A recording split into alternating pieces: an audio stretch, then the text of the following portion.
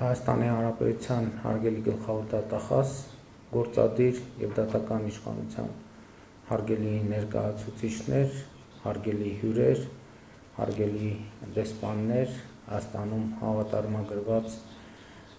միջազգային կազմակերպությունների ներկայացուցիչներ, ուզում եմ նախ շնորհավորել բոլորիս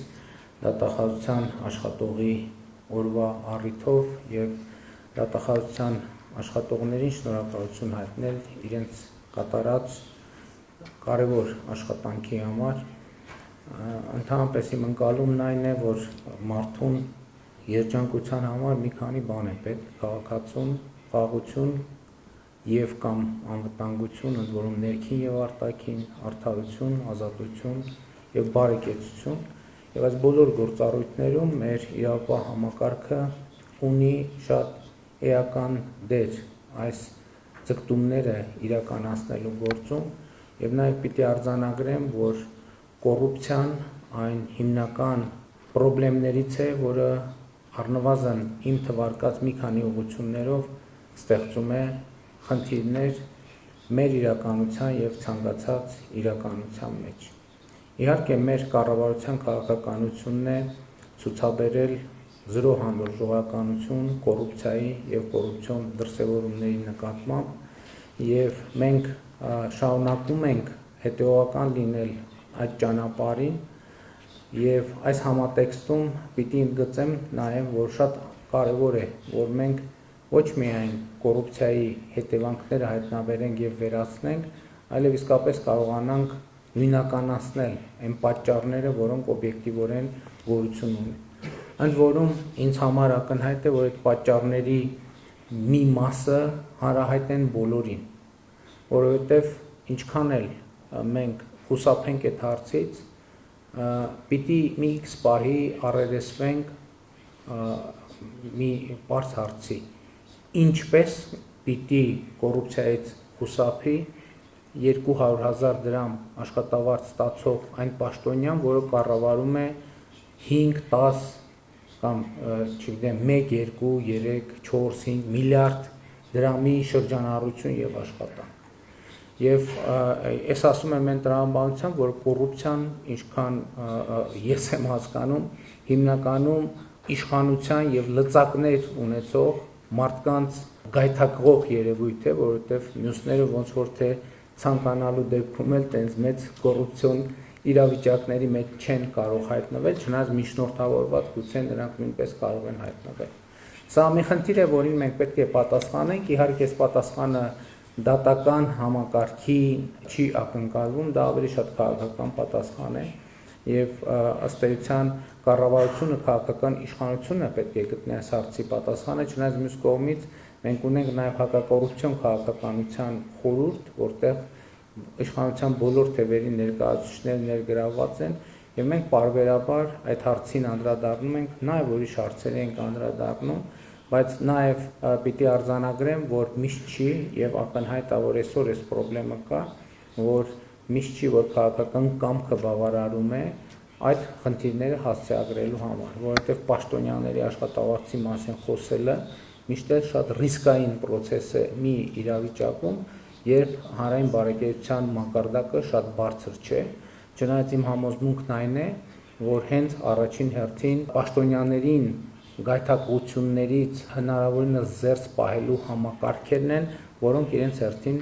պետք է ավելի էֆեկտիվ դարձնեն հանրային բարեկեցությունը ապահովելու կառավարության ջանքերը և քաղաքականությունները։ Պիտի ընդգծեմ, որ մի դեպքում մենք կառավարությունը, քաղաքական մեծամասնությունը կարողացել է շատ թե քիչ այս խնդրին անդրադառնալ։ Մասնավորապես մենք դատական համակարգում աշխատավարձերի շատ էական, համենայն դեպս հայաստանյան չափանիշներով բարձրացումներ ենք իրականացրել, և մեր ընկալումը ի սկզբանե եղել է այն, և ես նաև հիշում եմ, որ կառավարության այն նիստերում, որտեղ քննարկվել է հարցը, սրա մասին խոսել եմ, ես ասել եմ, որ մենք Հայաստանում դատախազների, քննիչների, դատավորների աշխատավարձերը հենց դատավորների սիրուն չենք բարձրացնում կամ դատախազների, այլ հանուն նրանց, իհարկե նաև նրանց համար աշխատանքային պատշաճ պայմաններ բավարարելու համար, առաջին հերթին քաղաքացիների համար, որպեսզի նրանց արդարությունը եւ արդարադատությունը առավել հասանելի լինի եւ ես ուզում եմ հավատալ, որ Հայաստանի Հանրապետությունում արդարությունը եւ արդարադատությունը ավելի հասանելի է դառնում, չնայած պիտի արձանագրենք նաեւ, որ դա պարզ գործընթաց չէ։ Այն բարեփոխումները, որ իրականացվում են, ի սկզբանե, երբ բարեփոխումների մեծ process է սկսում, բոլորիս ակնկալիքն է, որ ահա այս բարեփոխումների հիմա կանենք եւ հարցերը կլուծենք։ Այդ հետո ես հասկանում, որ բարեփոխումը երբեք չի ավարտվում, որովհետեւ երբ որ մի հարցը լուծված է, առաջ են գալիս 2 նոր հարց, երբ որ 2 նոր հարցը լուծված է, առաջ է գալիս 4-ը, երբ 4-ն է լուծված, առաջ է գալիս 8-ը եւ հետեւաբար հարցերը, որոնց հետ պետք է առերեսվենք, իրենք աճում են երկրաչափական պրոգրեսիայով երբեմն, բայց սա ոչ թե խնդրեմ է, սա իրականություն, սա նշանակում է, որ գուցե հարցերը կուտակված են, չնայած ես չգիտեմ մի երկիր, որտեղ այս բարեփոխումների process-ը կանգնել է, խոսքը իհարկե զարգացած եւ զարգացումը շարունակող երկրների մասին է, որովհետեւ ցանկացած իրավիճակ ինչ որ մի ժամանակ անց լճանում է եւ ունենում է հարակից նեգատիվ էֆեկտներ եւ կառավարությունները, պետությունը, իշխանությունը պետք է ի վիճակի լինի անընդհատ ինքը իր առաջ հարցեր դնել, այդ հարցերը շատ հաճախ կարող են լինել տհաճ, այդ հարցերը կարող են լինել ոչ ցանկալի, բայց շատ կարեւոր է ունենալ քաղաքական կամք, այդ հարցերը դնել, այդ հարցերի պատասխանները փորձել ձևակերպել քաղաքական առումով եւ իրավական առումով։ Եվ ես կարծում եմ, որ Հայաստանում այս process-ը տեղի է ունենում, իհարկե